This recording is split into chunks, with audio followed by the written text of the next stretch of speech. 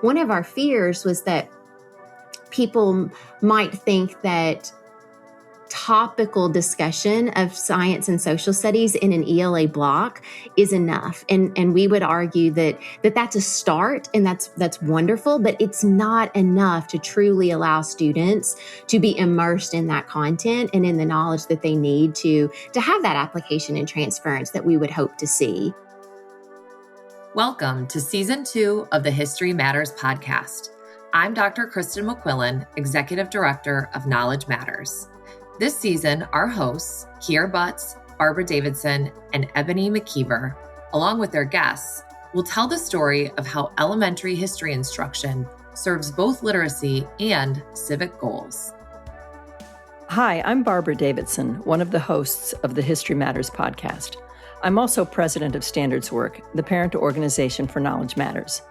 Today, I'm sharing my conversation with Micki Marinelli. Micki is the Chief Academic Officer for the Kentucky Department of Education and a key leader in developing policies to improve instruction and learning in K-12 schools throughout the state. Micki's passionate about the role that content knowledge plays in literacy, and it turns out that when I interviewed her for this episode, she was sitting on an exciting announcement that couldn't yet be shared, but now it can. The Kentucky Department of Education has just entered into a partnership with the Core Knowledge Foundation to develop a K-8 social studies curriculum that will be freely available to schools. It will be rolled out over the next couple of years. In the state's words, the curriculum will reflect design principles in the Kentucky Academic Standards for Social Studies that, quote, content, knowledge, and inquiry are inseparable, and that deep knowledge in civics, economics, geography, and history strengthens students' reading comprehension, vocabulary, and academic language, close quote. This is a groundbreaking development. When completed, Kentucky will be the third state in the country to have developed a rigorous, open-source social studies curriculum, with each state having done so in recognition not only of history's role in building strong citizens, but how it supports their literacy goals as well. We think this episode, in which Micki shares how the state is rethinking K-12 education from the ground up, how they're connecting the science of reading to history, science, and civics instruction, is really important because it shows what's possible when cognitive science and policy intersect. Enjoy.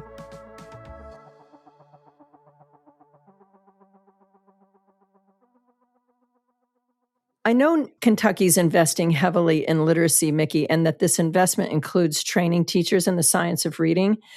I also know that you all fully get how much of that science is about the importance of building background knowledge.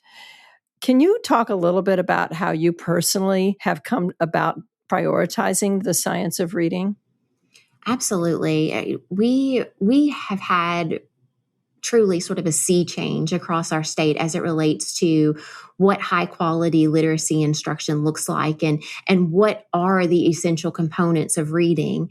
And knowledge building was one of those essential components. And so we have state level funding to allow educators to engage with approved science of reading professional learning. And so we started with letters training. And a lot of people, when they think about letters, they focus on the phonics push, they focus on the instruction around phonemic awareness. But in year 2, there is much discourse and learning around knowledge building and how that supports students and being able to equitably engage with whatever we're asking them to read and to write and to have communication around. And so, it really started there. But we also know it's not just a singular professional learning that's going to do all the things. And so really for us, it was about not only aligning the professional learning, but with the curriculum that schools and districts would be implementing that are aligned to the evidence basis. And so many of our districts have adopted high quality instructional resources. It's HQIR in our state. In many states, they refer to that as HQIM. But within our HQIR, on our approved list for reading and writing, we're able to signal quality around those knowledge building curriculums. And so for us, that was very important. And we're hearing from districts that what students are engaging in is adding to their experience, not only in terms of qualitative discussions and quantitative outcomes, but they're going home and they're talking to their parents about what they're actually learning. So instead of saying to that question, what did you do in school today, or what did you learn today, nothing, or I don't know, they have actual content that they're able to recall and point to. So, how do you think about the relationship between literacy and knowledge building when it comes to history and social studies in the elementary classroom in particular? I feel like it's just so critical. We know that it's a marginalized subject. And I think that in a lot of ways, people with positive intent, they're working so hard with master schedules to find the time for what each individual HQIR requires, both for literacy and for numeracy in our state. And even in my own experience, the children that are a part of my family that I know and love, from them, I know they haven't engaged with social studies and science each and every year in the way that the standards really intend. And so, it means something for us to be able to support educators in understanding that it is possible, that it is manageable, and that there is a pathway forward for high quality instruction in both science and social studies. One of our fears was that people might think that topical discussion of science and social studies in an ELA block is enough. And we would argue that that's a start, and that's wonderful, but it's not enough to truly allow students to be immersed in that content and in the knowledge that they need to have that application and transference that we would hope to see. So we're working very hard to signal quality, to set our educators up for success in both of those content areas.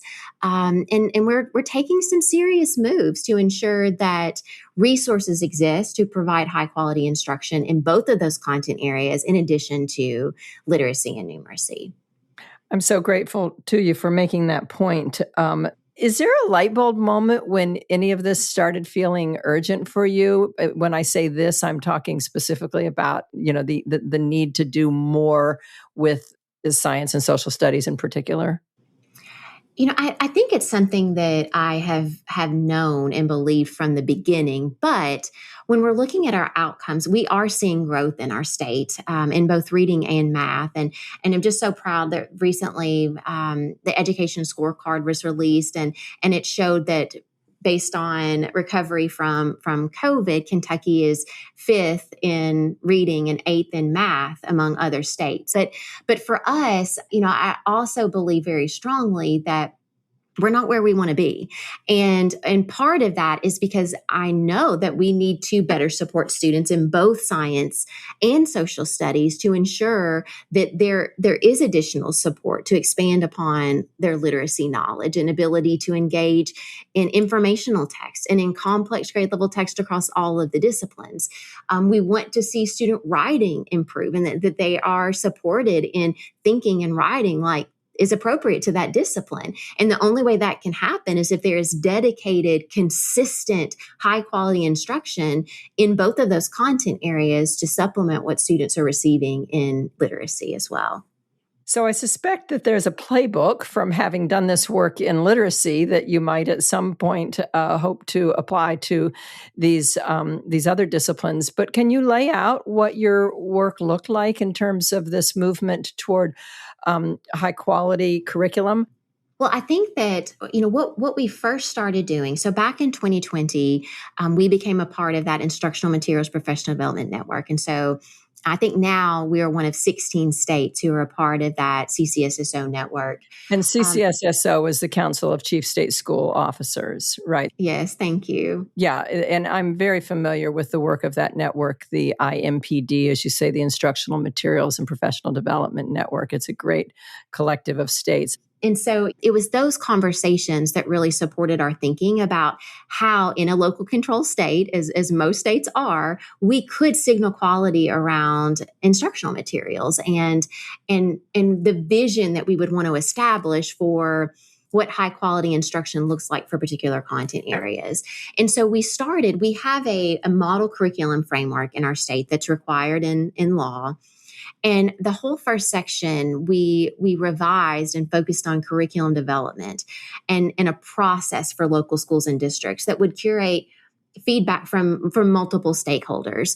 I think that when teachers have a seat at the table, when they're given a voice in that selection process, there's greater buy-in across the full system. We also built out consumer guides that supported schools and districts in how to make that selection and really evaluate the resources. And then we needed some form of external validation. And so, beyond what a publisher would provide, something from Ed Reports or West Ed or Student Achievement Partners. So that's where we started. And then over time, we were able to work with our quality curriculum task force, and we started building out what is now our approved list for reading and writing. We have that for mathematics, but we've not been able to do that in the same way for social studies because our state standards are very, very specific, and they include multiple social studies disciplines. And so we were legitimately struggling to be able to identify the materials that would meet the full needs of our Kentucky academic standards for social studies. And I really wanted us to start thinking about, if we had the opportunity, what could those materials look like? But in that conversation, I knew that it was very important for us to consider knowledge building as the underlying approach to high quality social studies and science instruction as well. And it's a great need in our state. I mean, people ask us, when are you going to signal quality around social studies? What are HQIR for social studies in our state? And so that's what we're working to address now. Great. Yeah. Well, can you share a little bit about what you're seeing in the classroom? I guess I'm interested, Micki, in both the teacher reaction, which we spoke a little bit about, and the student response to this more content-rich experience in school. Yes, from my observation, we have Kentucky versions of the instructional practice guides. We have embedded some of the key instructional shifts that we hope to see across those content areas. And I think one of the most important parts of that is around student engagement and students taking ownership of the learning and having opportunities to use their voice and to demonstrate their thinking in different ways. And so when you go into a classroom, it's really interesting because we're able to see, even with the same lesson, that the teacher is able to put his or her own moves into that to best meet the needs of the students who are in the classrooms. And so it's also interesting to hear from the students and asking them questions around, what are you learning? What do you enjoy about this particular lesson? And they are able to speak to very tangible things, but it goes back to how they're equipped with the knowledge to engage successfully with that learning.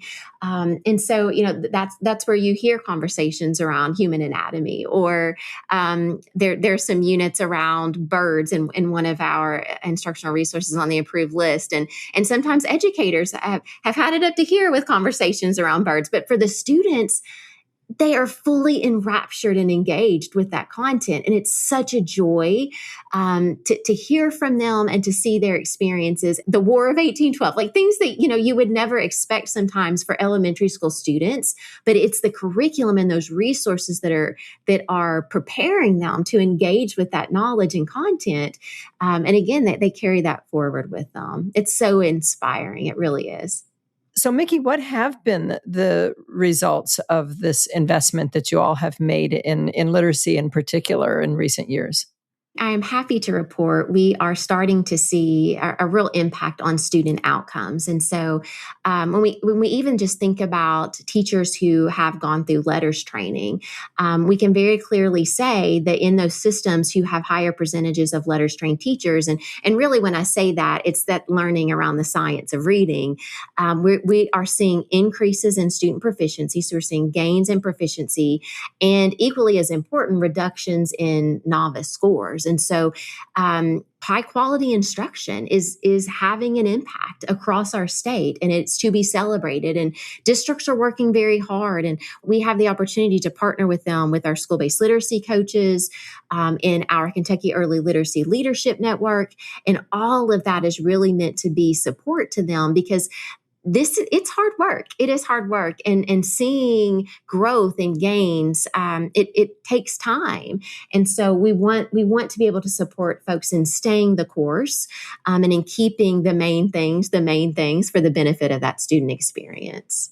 Well, as we wrap up, I'd like to ask you, I guess, what your biggest wish is, Micki, or one big idea about teaching and building knowledge that you wish, more elementary educators understood.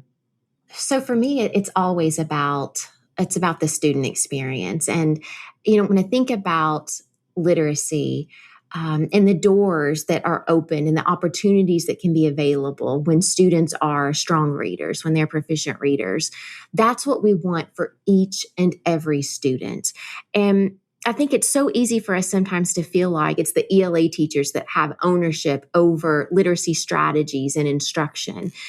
But I think that we're seeing more and more, and that what's so important for us to acknowledge is that we're all teachers of literacy, and that that while it is appropriate for specific disciplines, that, the strategies and the approaches that are connected, and even the text for that discipline, we have a responsibility to set students up to be successful, to engage in that learning.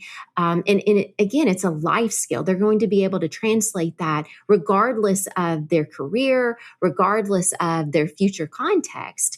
And we have a finite amount of time to make that impact on students. And that's what I want for Kentucky students. My dream is that each and every kid will be on grade level, and that they'll be reading and engaging in text in a way that sets them up to be successful in life, not just for a report card score or for a testing situation, but really about life and their ability to experience joy and success beyond their graduation.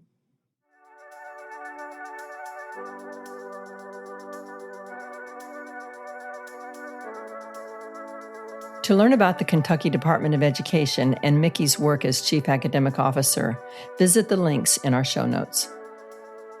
This podcast is produced by Knowledge Matters. You can learn more about our work at www.knowledgematters.org.